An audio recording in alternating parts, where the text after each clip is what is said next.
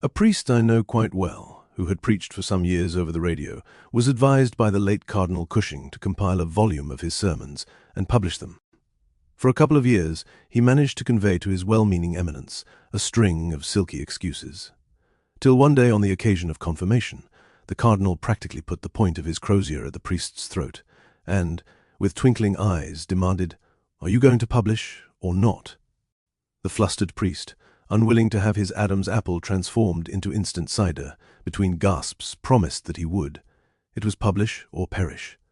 So, not long afterward, he came out with a book of sermons whose preface was titled, "For Young Priests Only," on the prudent assumption that it would be extremely rash to counsel one's crusty contemporaries.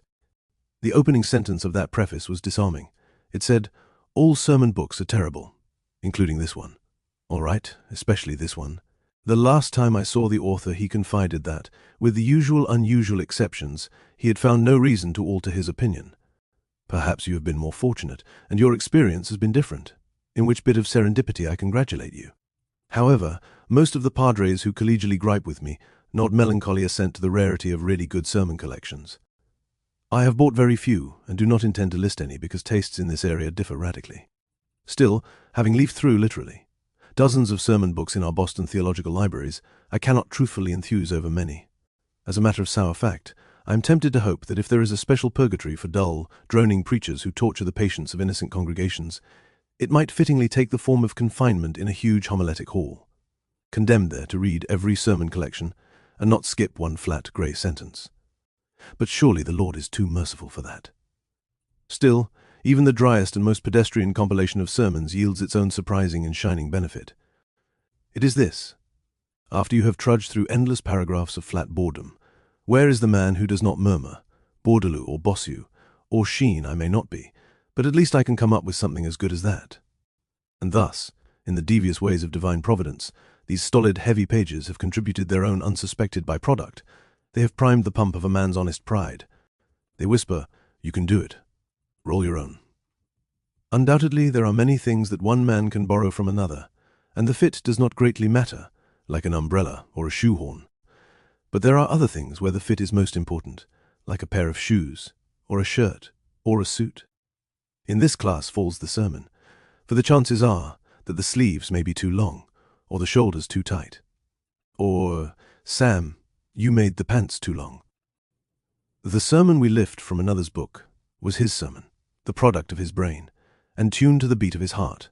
The congregation wants your sermon, as much a part of you as your breath or your pulse. It is one thing to scoop up an idea here or there from another man's talk, but quite another to kidnap his whole text. It just does not work. Borrow, if you will, the other fellow's toothpaste, but please not his toothbrush. Doesn't the very idea make you feel queasy, to memorize and deliver somebody else's speech? Is it not literally like taking the words out of his mouth? A printed sermon is like a lake. You skim across it, and if you are lucky, you take a fish here, perhaps another there. But you take only the occasional fish. You leave the lake behind. In other words, you should read a sermon with your pencil poised like a fishing pole. When you see the ripple of a bright idea, or when you feel the impact of something striking, you swish that out, and you drop your line into the next page. There you may find something as unappealing as a rusty bedspring, but a few pages on may yield another panting, shimmering beauty. Sermon, there is nothing more pathetic than playing Little Sir Echo to someone else's sermon. I would much rather listen to any ordinary priest fumbling and stumbling along in his own earnest way than hear a pitiful plastic imitation of someone like Archbishop Sheen. Such a performance usually comes off like a symphony attempted on a kazoo, or Beethoven on bongo drums. It just doesn't ring true. Perhaps it is because I have been guilty of several myself, that I reluctantly concede that the average sermon book is Dullsville on the dry. Rather recently my heart leaped up when I learned from the jacket of a new sermon book that it had been written in a German abbey famous for its 3-story wine cellar. Alas, as you read along, you knew that these pages must have been written in a very remote wing. You looked in vain for one sparkling bubble. By and large, the average published sermon runs on far too long for practical use. Do not censor the author too heavily for this. He is merely following the tradition of ages. For some curious reason, printed sermons are supposed to be long. The writer, as it were, graciously escorts you through an extensive orchard. It is up to you to pause where you will and pluck the fruit that appeals.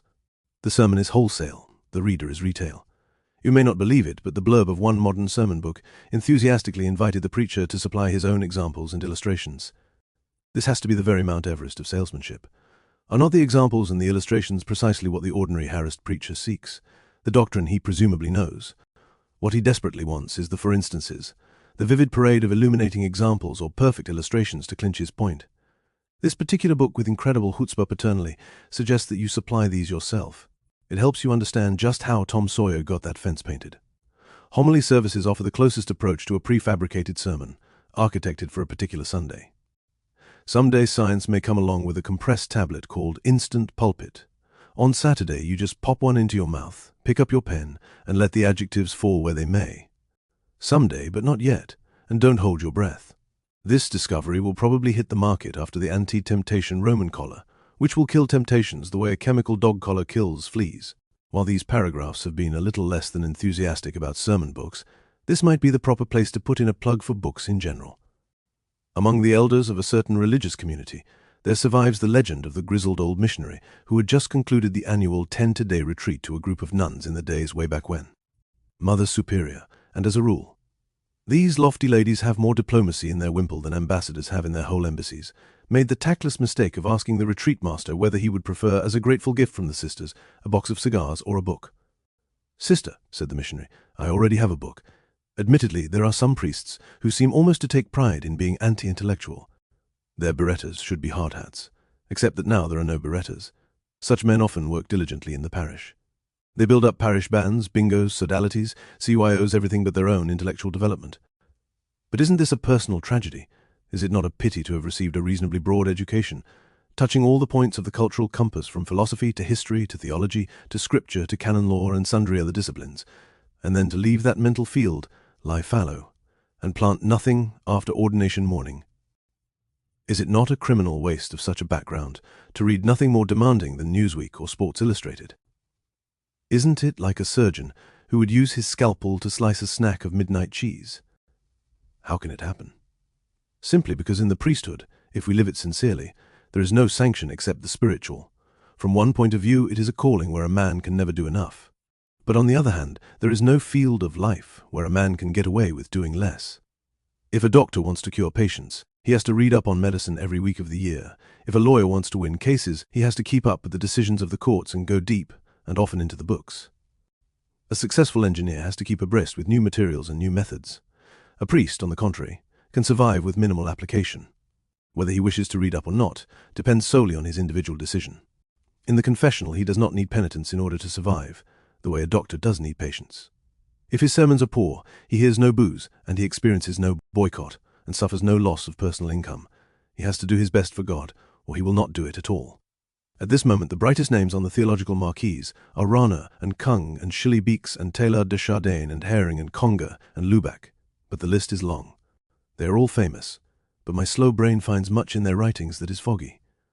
Often they lose me. Sometimes in modern Catholic authors, I get the impression of scholarship walking the tightrope of near heresy. However, whether we are attracted to the new developments in theology or not, as priests of our times we have the obligation to be familiar with the current literature. We have, please God, our firm orthodox anchorage, and a theological Pied Piper can lead off only intellectual children. But beyond the modern theologians and the clerical trade journals, the man who would write a fair sermon needs good secular reading, too, if only to absorb a better style and an easier way with words. Here the old rule still holds: of the best books, read those that appeal to you.